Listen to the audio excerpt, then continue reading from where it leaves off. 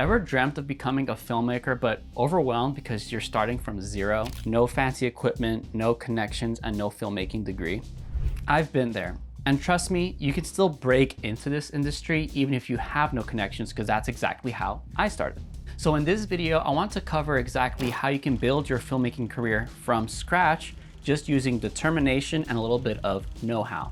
Whether you're stuck on where to begin or you're looking for a roadmap to hit that next level in your business, I'm gonna leave you with a few actionable steps that you can take away immediately to get started on your journey.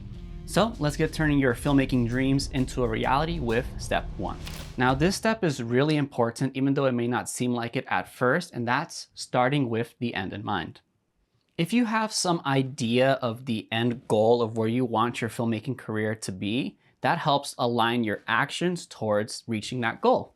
Because every single niche and type of filmmaker is going to require a different skill set, different equipment, and so on. So you really should ask yourself, what is it you want to do with your filmmaking career?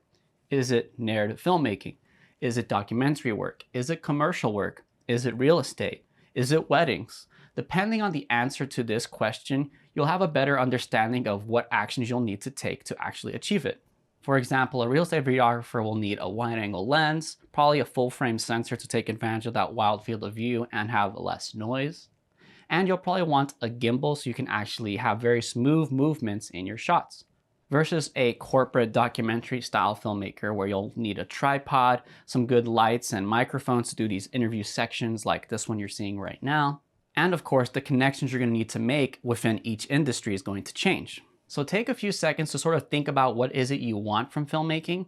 And no, don't feel pressured that you're locked into the decision forever.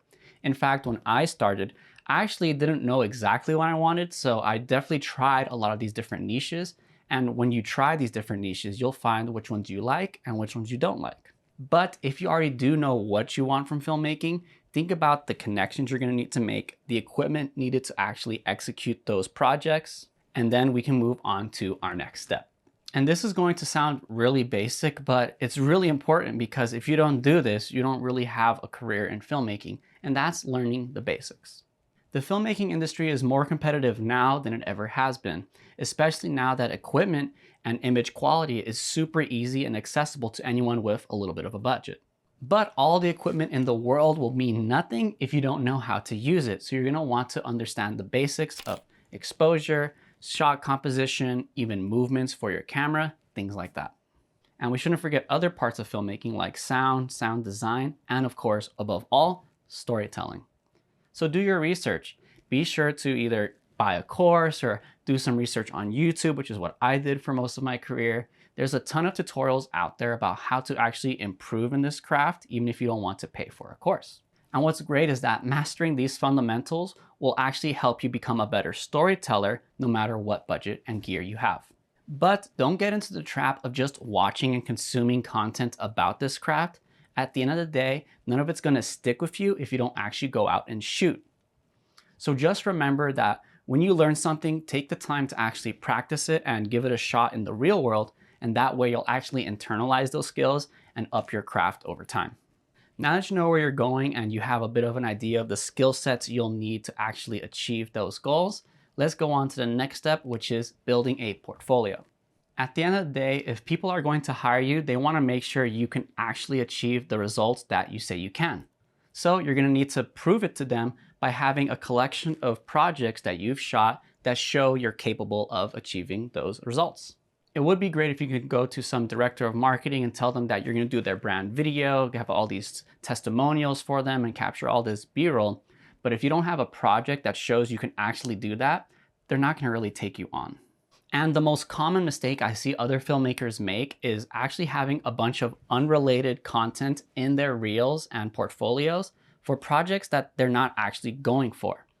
For example, if you're going to go into real estate, then you probably shouldn't have like sports content or concert footage in your reel because it's not going to speak to people who are looking for real estate content.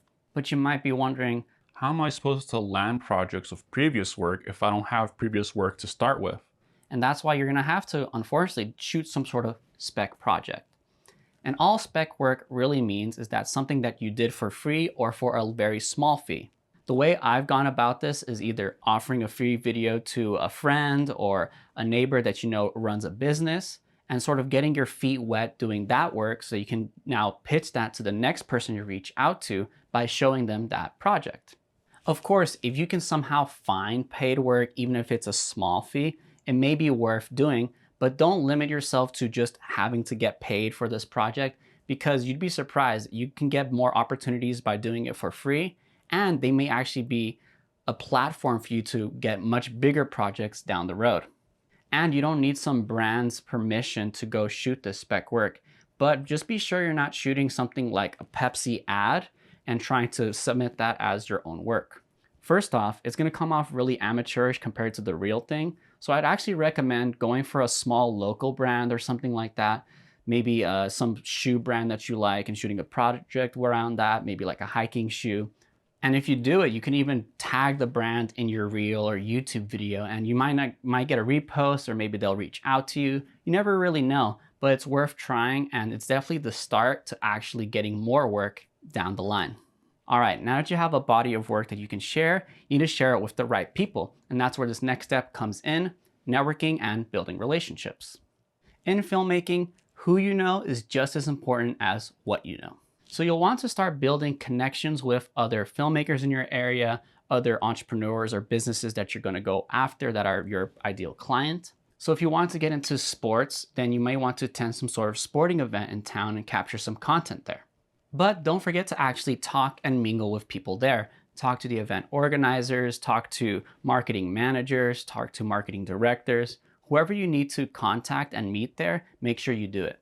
And you do want to get involved in your local filmmaking community, because you never know when they may offer work, or you may be able to hand work off to them. And it becomes a collaborative nature where you can help each other grow, and it's not really seen as competition.